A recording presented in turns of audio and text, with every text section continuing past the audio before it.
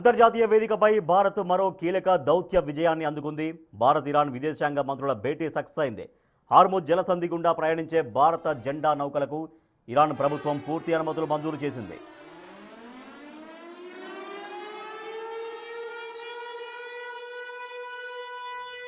Hormuz జలసంధిలో భారతీయ నౌకల భద్రతపై కొంతకాలంగా ఆందోళనలు వ్యక్తమవుతున్నాయి.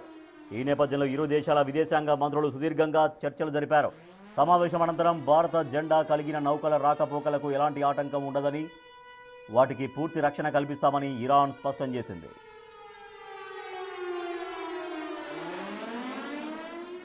దేశానికి అవసరమైన చమురు దిగుమతులు, వాణిజ్య రవాణాలో హార్ముజ్ జలసంధి కీలక పాత్ర పోషిస్తుంది. ఇరాన్ తీసుకున్న ఈ నిర్ణయంతో గల్ఫ్ రీజియన్లో భారత నౌకల ప్రయాణం ఇప్పుడు మరింత సుగమం కానుంది. ఇది కేవలం వాణిజ్యపరంగానే కాకుండా ఇరాన్తో భారత్కు ఉన్న బలమైన ద్వైపాక్షిక సంబంధాలకు నిదర్శనమని విశ్లేషకులు భావిస్తున్నారు.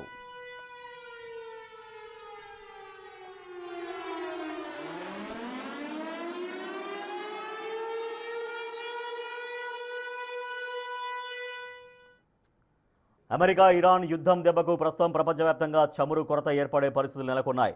అయితే ఇలాంటి పరిణామాల మధ్య ఓ కీలక ఘటన జరిగింది. హార్ముజ్ జలసంధిని 2 భారత ట్యాంకర్లు సురక్షితంగా దాటాయి. పుష్పక్, పరిమల్ ఆయిల్ ట్యాంకర్లు ఇప్పుడు సురక్షితంగా హార్ముజ్ జలసంధిని దాటి భారత్ వైపు వస్తున్నాయి.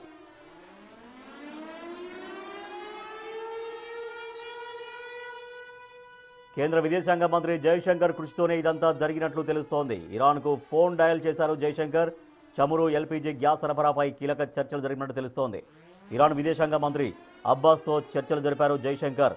ప్రస్తుతం హార్ముజ్ జలసంధిని ఇరాన్ మూసేసింది. అయితే భారత్కు చెందిన చమురు, ఎల్పీజీ ట్యాంకర్లు వెళ్లేందుకు అనుమతి ఇవ్వాలని ఇరాన్ను భారత్ కోరినట్లు తెలుస్తోంది.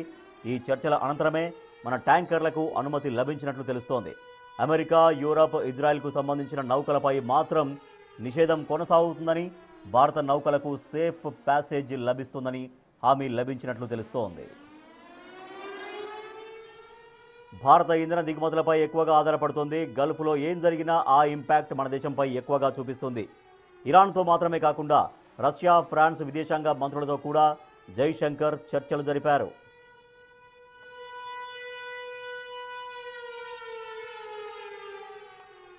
మా ప్రతినిధి శివ మరింత సమాచారం. సార్ శివ, జైశంకర్ చూపినటువంటి చొరవ, భారత ప్రభుత్వం చొరవ చూపినటువంటి ఫలితాలు ఎట్లా కనిపిస్తున్నాయి?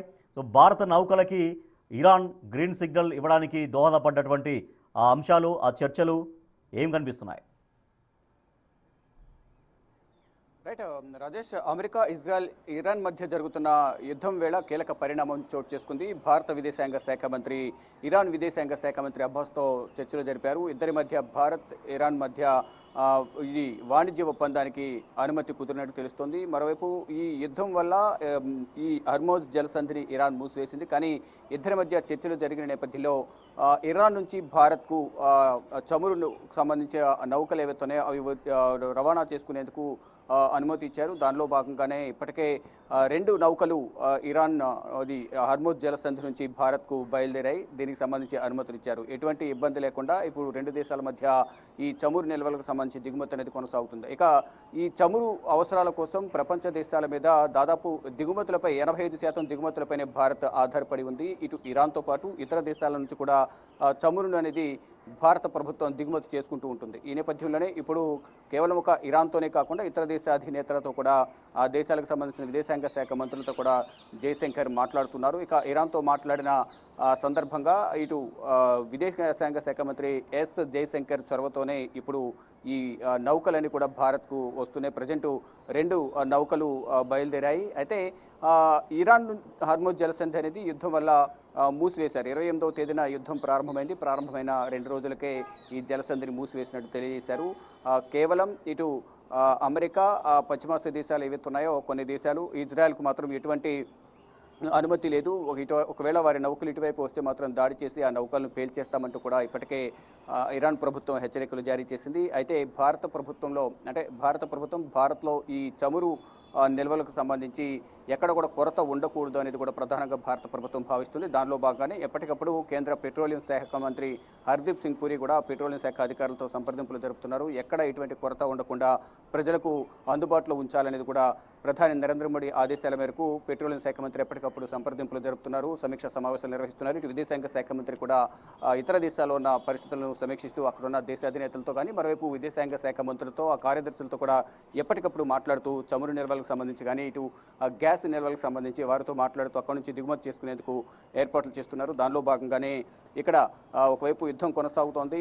వారు దాడులు ప్రతిదాడులతో పశ్చిమాసియా దేశాలు కానీ ఈ 3 దేశాలు కూడా అట్టుడుగుతున్న పరిస్థితి కనిపిస్తుంది. ఎప్పుడు ఏం జరుగుతుందనేది కూడా ఎవరు ఊహించిన విధంగా ఒకరిపై ఒకరు దాడులు చేసుకుంటున్నారు. ఈ సందర్భంలో మాత్రం ఎక్కడ కొరత లేకుండా చూసుకోవాలనేది కూడా అంటే పెట్రోలియం డీజిల్ కానీ ఇటు గ్యాస్ కొరత ఎక్కడ లేకుండా చూడాలనేది కూడా భారత ప్రభుత్వం నిర్ణయించుకుంటుంది. దానిలో భాగంగా ఇటు రాష్ట్రాలు కూడా కొన్ని ఆదేశాలు జారీ చేశారు. దానిలో భాగంగా ఇటు రాష్ట్ర ప్రభుత్వాలు కూడా ఈ చమురు నిల్వలకు సంబంధించి ఎక్కడ కూడా రేట్స్ అనేవి కూడా హైక్ చేయకుండా చూసుకోవాలి అనేది ప్రధానంగా ఆదేశాలు జారీ చేసిన నేపథ్యంలో ఎప్పటికప్పుడు నిల్వలు చమురు నిల్వలు కానీ ఇటు గ్యాస్ నిల్వలు పెట్రోలియం అలాగే డీజిల్కి సంబంధించి ఎప్పటికప్పుడు డేటాను కేంద్ర ప్రభుత్వానికి సమర్పించాలి. ఎంత ఉంది, ఎంత శాతం నిల్వ ఉంది, ఎన్ని రోజులు వస్తుంది అనేది కూడా సమాచారం ఇవ్వాలని ఎప్పటికప్పుడు భారత ప్రభుత్వం కూడా కోరుతున్న నేపథ్యంలో ఆ శాఖకు సంబంధించిన అధికారులందరూ కూడా పెట్రోలియం శాఖ అధికారులకు సమాచారం ఇస్తున్నారు. ఇక ఇటు పెట్రోలియం శాఖ మంత్రి మరోవైపు విదేశాంగ శాఖ మంత్రి సమన్వయం చేసుకుంటూ ఇటు విదేశాలకు సంబంధించిన విదేశాంగ మంత్రులు కానీ ఆ శాఖలకు సంబంధించిన కార్యదర్శులతో ఎప్పటికప్పుడు కూడా సంప్రదింపులు జరుపుతున్నారు.